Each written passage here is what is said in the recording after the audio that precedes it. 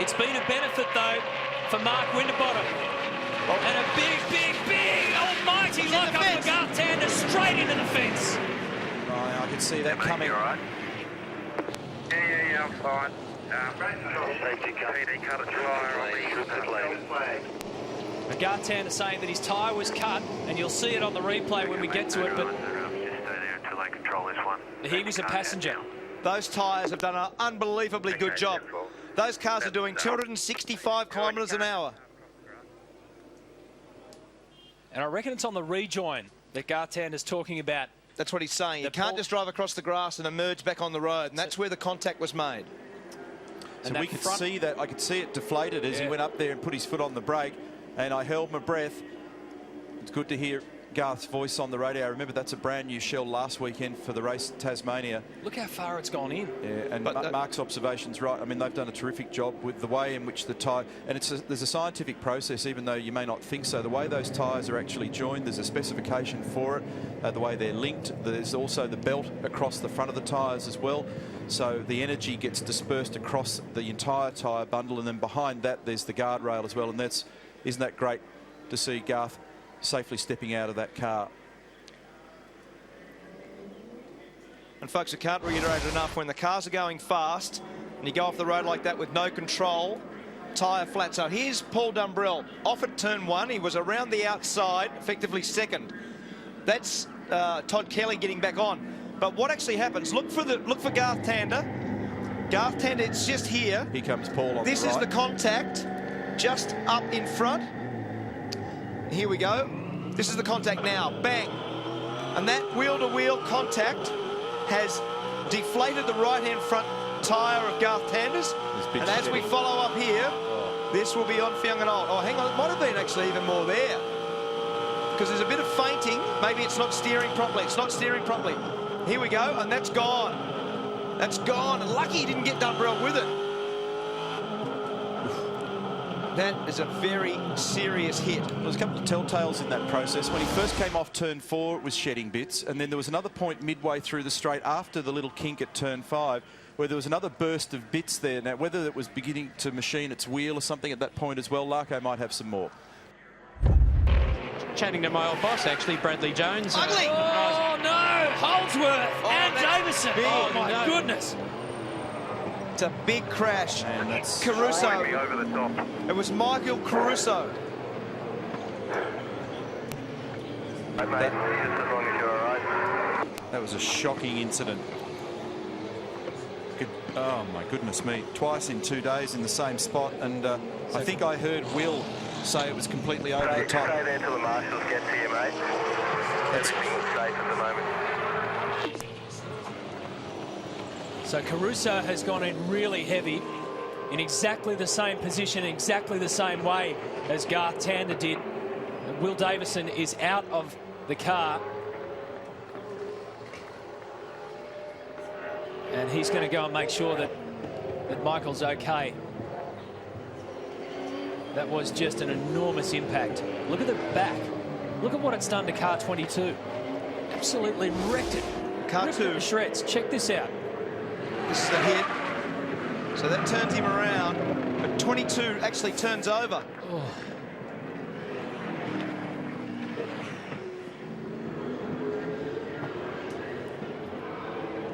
Oh, that's insane. Oh. That's fuel at the back of Will's car.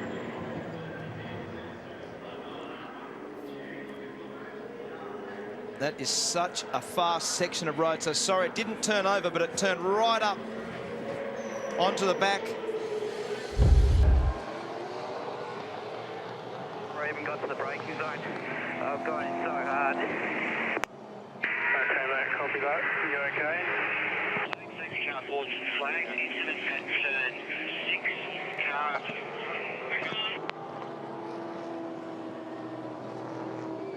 That's it. I really don't know. It was just, no, it wasn't the brake. It was before I got to the brake. Mate, it just lost control. I don't know, it steered from the rear or something. All good, mate, all good. So the medics get to you.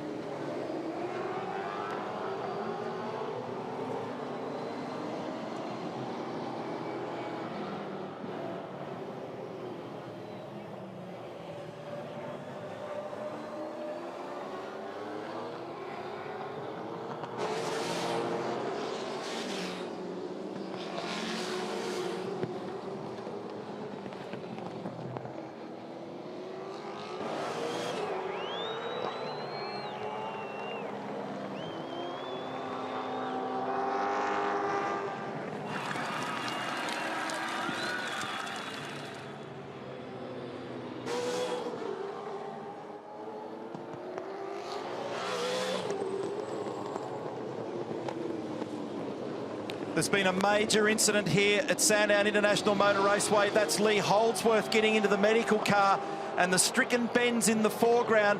Immediately when the car came to a halt, Lee was on the radio and said something went majorly wrong with the car as I turned it in. And as a result, it has hit the wall, been torn apart. The race has been neutralised by the Petters Chrysler safety car, and all the margins that we talked about have disappeared. The good news, Holdsworth is walking about. He was on the radio, lucid, talking straight away. He's now in the care of the medical crew, in good hands. That was unbelievable, Neil. Oh, he lost control. He said over the radio... That is a shocking incident.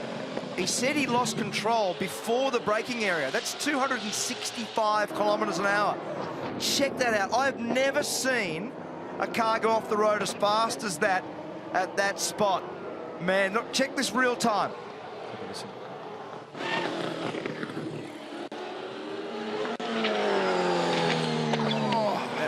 As soon as it came to a halt, I heard Lee on the radio straight away, but the forces that have gone through that car, and in turn him, would be very big numbers. Betty Klemenko, the team owner, distressed.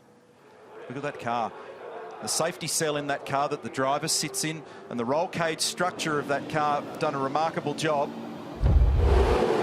Beautiful jump by Warren Luff. A tardy start by Paul Dumbrell. Luff's got control, but he's under assault.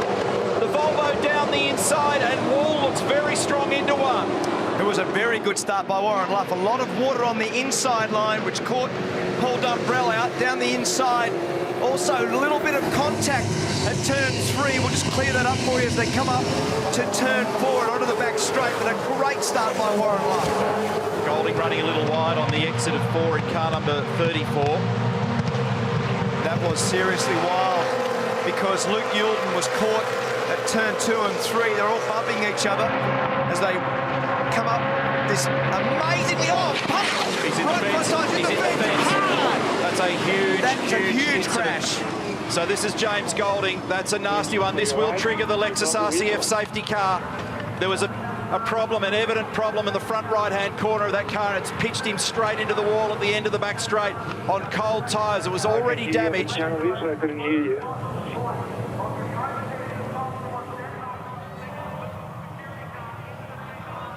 Medico's on the job. First intervention vehicle down there. Field's been brought under control already. So that was a huge moment for young James Golding. Right-hand front tyre deflated. When we see the replay of that, it already found itself sitting down in the right rear corner. Dr. Carl Lee from Supercar has James. Good to see that he's up, and a warm response from the crowd, which is wonderful to see. That car, however, it looks very ordinary, doesn't it? Jack LeBrock's come into the lane, car number 6. They're taking the opportunity just to top it up. He doesn't have any track position. You may as well get that car high with fuel to minimise the stationary time, and Gary won't like seeing that. Replay of the start. Great jump away for Warren Luff. Too much wheel spin for Paul Dumbrell. Excellent start, David Wall down the inside. And Ash Walsh very quick as well, rounding up a heap of people in car number 14, Tim Slade's car. Look how many spots he made on the run down there to turn 1. And as Mark described in the opening call, patchy wet down here in places. A bit of trouble with Canto into the back of Carl Reindler down here at 3. So on board here with Steve Owen, and there's Dumbrell, just couldn't get it mobile. Wheel spin, have a go at Ash Walsh round the outside here, straight into 3rd position for him. Nice job, excellent start. Patchy wet in places down here, treacherous with a cold tyre. Through 2 and 3. Remember that nothing's up to operating temp now. Focus on the right front corner of the Volvo. As soon as the brake is applied, the tyre lets go, and there is no chance of steering that car. On the outside of Jack Perkins, very, very heavy contact with the wall. Thankfully, protected by the tyre barriers down there. FIA spec, safety debris fence behind it. Let's have a look at this in real time and listen.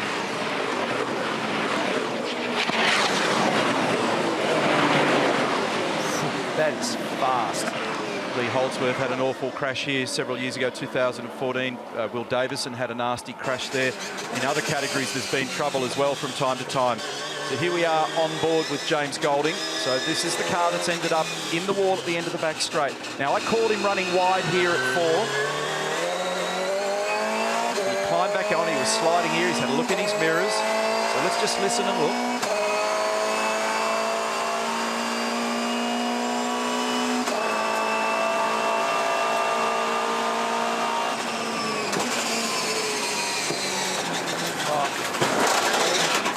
That is a massive accident. Oh, That'd be more than 200 kilometres an hour for sure. Would have hardly slowed. That's a disturbing scene to see something like that. Luckily, the barrier's done the job up there. Here's another angle. So even with cold tyres and coming off turn 4 a bit slower than normal, that'll still be well north of 255 odd kilometres an hour. It's gone straight ahead at turn 6 at the end of the chute. Shot from on top, I think it was the Penske car then. Looking here at Jonathan Webb's car. Obviously, we've got a whole variety of angles. None of them are particularly pretty. The 78 on the outside of him is Todd Hazelwood. Oh, trouble. Big trouble at the end of the back straight. And that's a terrible incident. A terrible incident for Hazelwood. My goodness me. That is a shocker. This will be a red flag. Jonathan Webb is the other partner in this.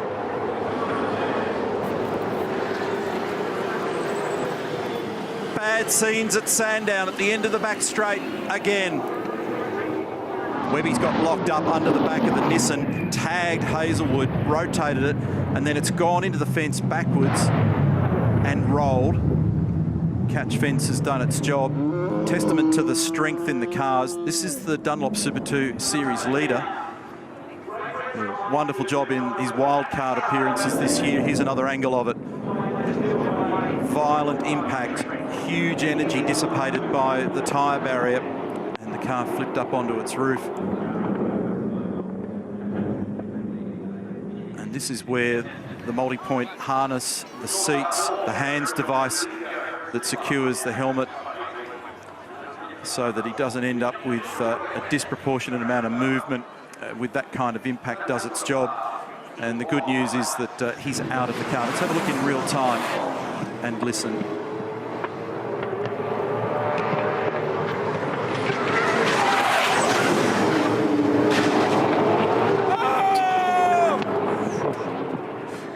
And again, lucky that fuel cell's not in the back there either, Neil, in the next generation cars.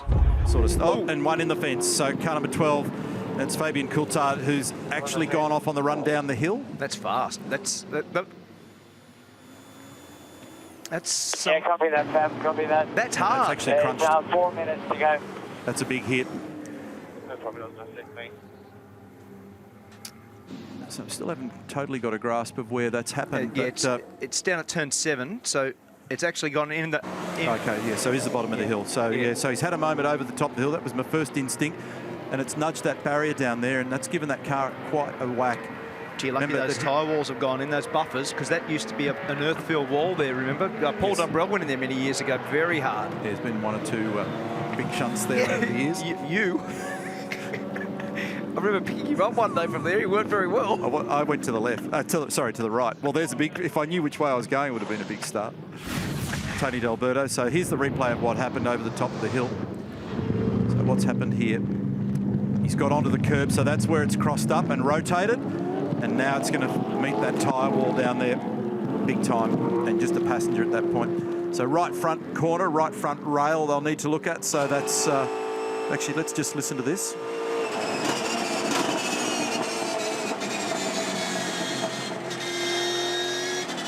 Oh. How quick did that go?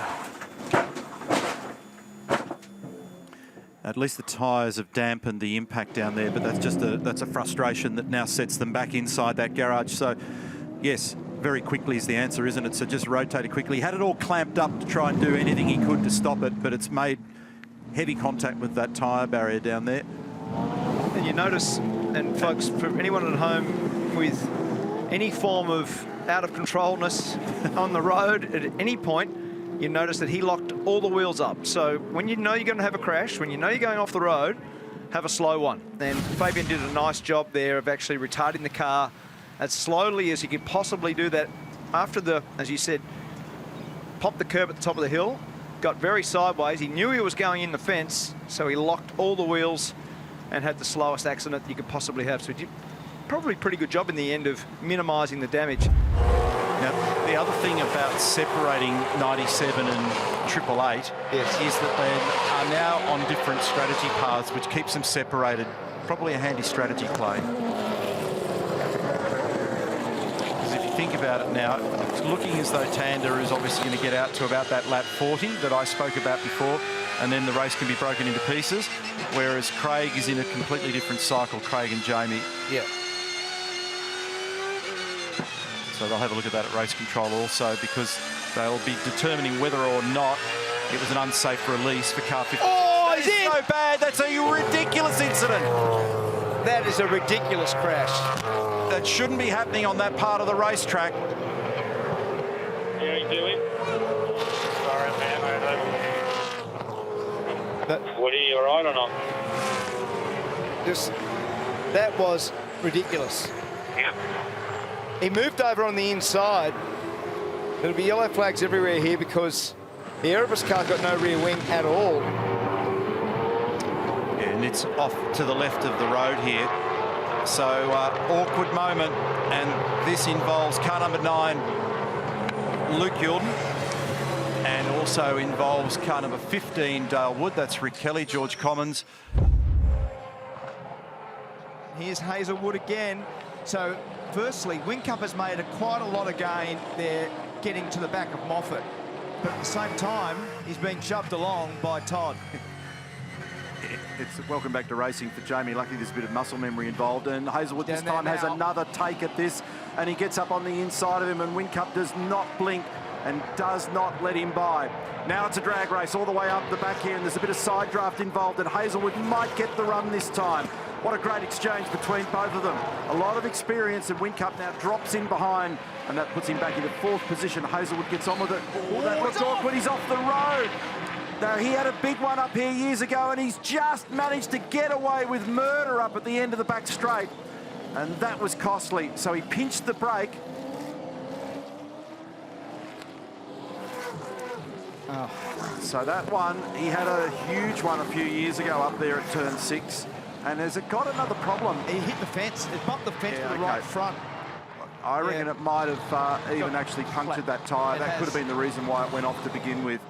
I honestly, Neil, I reckon that's an unforced error. I reckon he's fired in there so deep, and he's made his own. Oh, maybe it did turn right a little bit, didn't it? It did. Yeah. I saw the smoke. Now, that could have been from the contact back at turn 4. Totally. Yeah. So that I might have called that wrongly. Definitely turned right when he put his foot on the brake. So the contact down at turn 4 may have been enough for that to be the case. I tell you what, he could bless himself after that one, because there's not often that you can walk away and dust yourself off from one up there. And he knows only too well what it feels like. He was involved in a monstrous shunt up there a few years ago, and he's got away with that one, fortunately so. And he probably got a dash warning, as the tyre pressure monitoring system should have also informed him that he could have had a problem losing pressure on that right front in the Motec system. So contact here, I reckon there's a fair chance that it could have done some damage at that point. You never know. It might have also been what you described at the end of the back straight. Either way, it resulted in him going off. And there's a bit of contact earlier, remember, as well. So the right front's had a couple of nibbles. Yeah. So let's just have a listen to this, because you might hear the lock.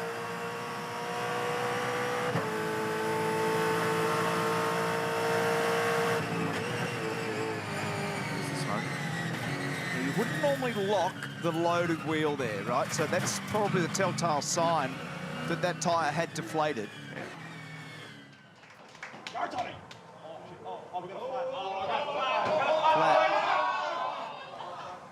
Yeah. How's that? How's that from one moment of absolute elation to absolute despair in about 5 heartbeats? So the flatbed truck's out there to retrieve the Richie Stanaway car. They're under the control of the full course yellow and the BP Pulse safety car. And that's your effective leader. Now, this is the first shot that we saw on replay that had us boggled, because there's obviously been contact when people have slowed down on the count. I've got no idea who did what to who here, except there's junk all over the road. We're about to see why this car's so damaged at the back. So you just picked it up before, and then that'll do it. Right, it will.